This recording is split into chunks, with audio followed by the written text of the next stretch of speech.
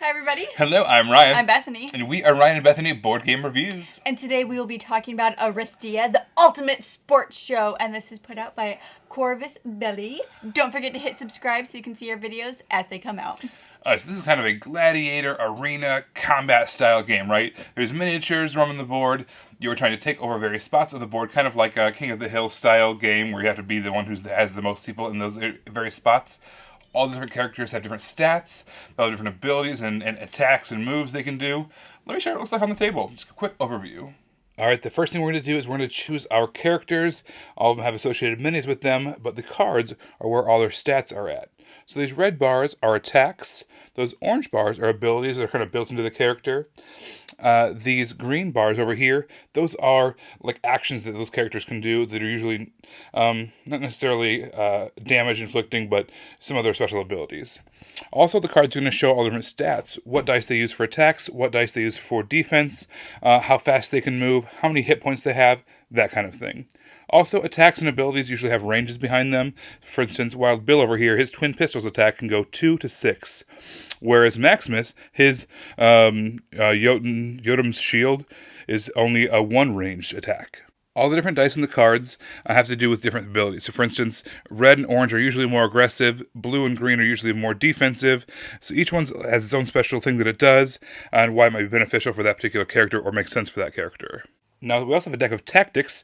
There are 10 standard cards that are in both characters' decks, or both players' decks, but for each one of the characters on your team, there's 4 additional cards. So, for instance, Wild Bill, he has Ace of Clubs, Ace of Diamonds, Ace of Hearts, and Ace of Spades. So yeah, that's pretty cool. You're going to choose 2 of those cards that belong to him and shuffle those into your deck. So we might choose for our strategy, we want to do Ace of Clubs and maybe Ace of Hearts. So the other 2 we discard, they would not be in the game. Same thing we'll do with Maximus and the other 2 characters as well. We'll select from their specific cards, pick 2 of each that apply to our particular strategy that we're going to go for, shuffle all of them together so we have our tactics deck. Some of those cards are going to add maybe additional damage or allow us to roll additional dice, maybe some special abilities, push the opponents away, all kinds of different effects that can happen from those cards. You can use them at any point in your turn. Some of them have special conditions like, say, this one can only be used at the beginning of Hexar's activation. But other cards say, when an enemy attacks, declares an attack on Hexar, which I'm probably pronouncing that wrong, but close enough. So most of the scenarios for this game are going to be either 5 rounds long, or whoever can get the most amount of victory points in those 5 rounds is going to be the winner. Alternatively, there's usually the first person to 8 points wins, something like that. Again, each scenario is different, but that's usually how it goes. Each one of these characters has also the initiative cards as well. So basically, at the beginning of each round, you are going to flip them all face down, put them in whatever order you want to activate those particular characters, and then you and your opponent are both going to reveal the first one. Whoever has the higher initiative is going to go first. Then the other person's going to go first. After both players have had their first character go, then you reveal your second, you compare, have them go in that order again. Also, we have our infirmary over here, so if ever one of our characters has their hit points down to 0, they go to the infirmary. They basically take a round where they are not in play. Then when they come back on the board, they have basically a -2 token on them that says they have 2 less action points to use that round when they do finally come back into play. There are a ton of different counters in this game. So we've got our health counters here. We've got counters here that we use whenever you damage somebody all the way down to 0. There's a million different effects counters, whether someone's dazzled or immobilized, or the next turn they're going to have negative initiative or negative movement points. And then all the different counters as well that do different effects during the game. Alright, so here is the board. It's a giant hex filled with hexes, and they're numbered. So most of the scenarios involve being the person who has the most amount of people in a given area on the board. So in the first round, generally what we're trying to do is get to the middle, trying to be the person who controls the middle. So we're going to use our movement points, get over there. They're going to do the same thing. They're going to have people over there. We're going to get our people in there. Once we get close enough to each other, we're going to start fighting as well, trying to knock people, either outside of that scoring area or trying to absolutely, defeat them as well. Again, each scenario is different, but basically what you're trying to do is you're trying to get these victory points. If you are the person who controls the majority of an area, you're usually going to get around 2 or 3 of these victory points. If you're in a tie situation where, let's say we both have 1, maybe you'll get 1 each. If you're in a situation where no one's there, obviously no one gets any points. At the end of the round, we're going to move our round counter up to show that we've, finished that round. Our initiative cards are going to get flipped back over. And we're going to score how, whoever had the most, dominated that area. And then based off the conditions of the game, you're going to move which area is going to be the next scoring area. Typically, it's going to be chosen by the underdog. So these are the orange player or the green player is going to be the underdog character. Basically, that's whoever has the least amount of points at that time. And they're going to choose which is going to be the next scoring area.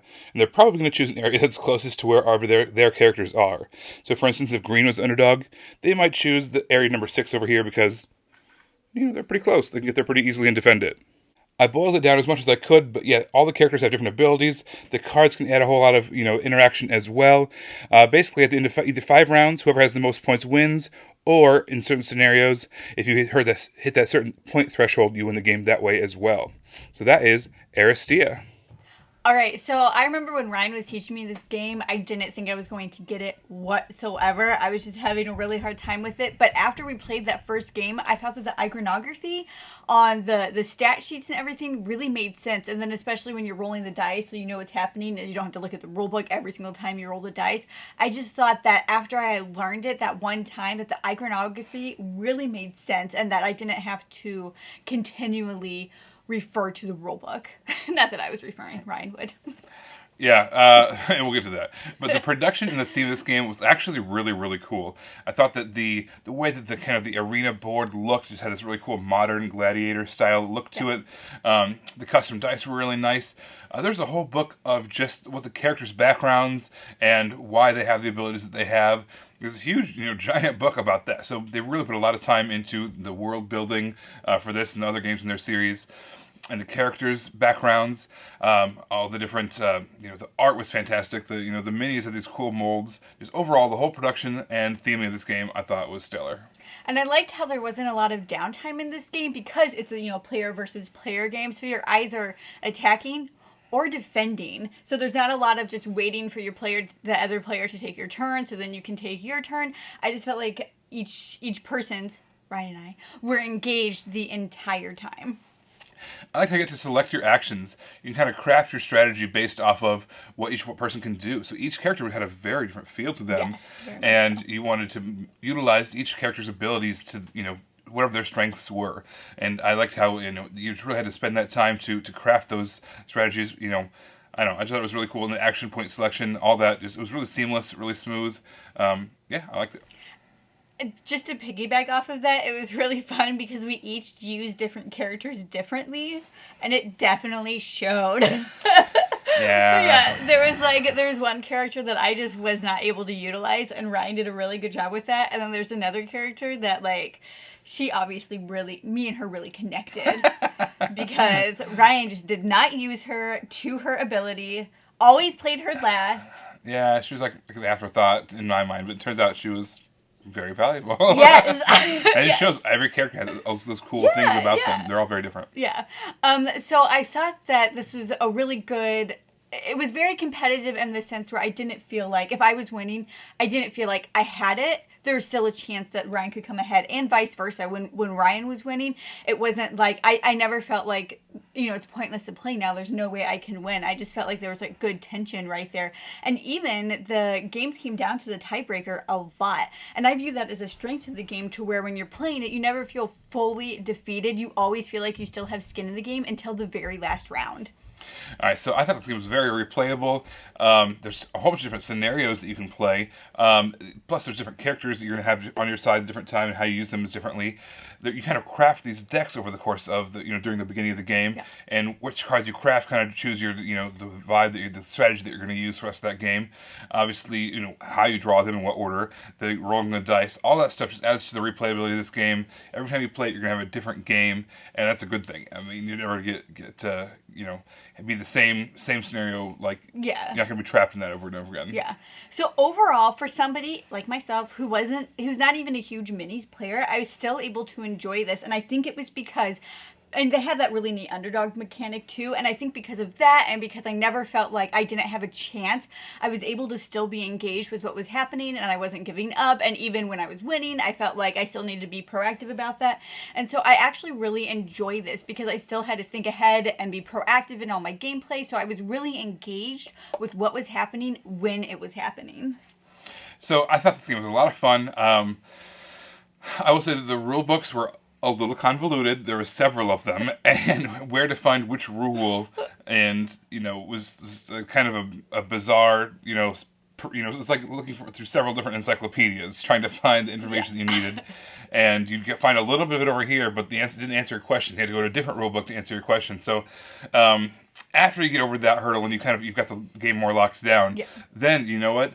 It's pretty accessible. So in the future, when I'm teaching it to other people, I'll be able to teach it really smoothly because I understand it now. Those rule books were, cold out of the box, a little challenging.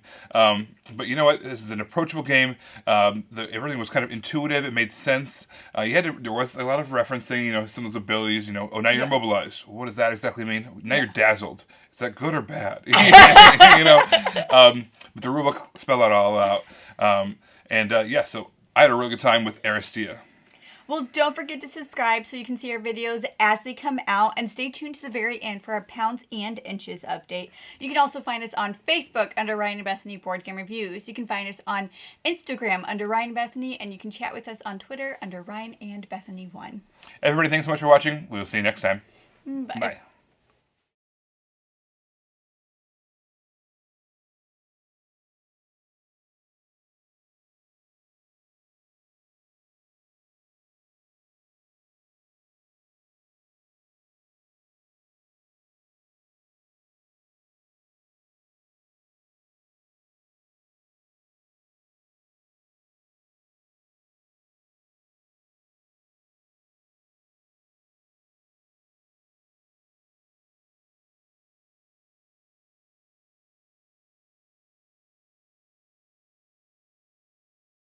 Hi everybody, thank you so much for staying tuned to the very end for our pounds and inches update. This is where Ryan and I talk about the things that we're trying to do to achieve better health in our life, whether it's physical, mental, emotional, just in general. And if you've been watching our videos for a while, you've realized that we haven't given you a pounds and inches update in a while. There's a reason for that.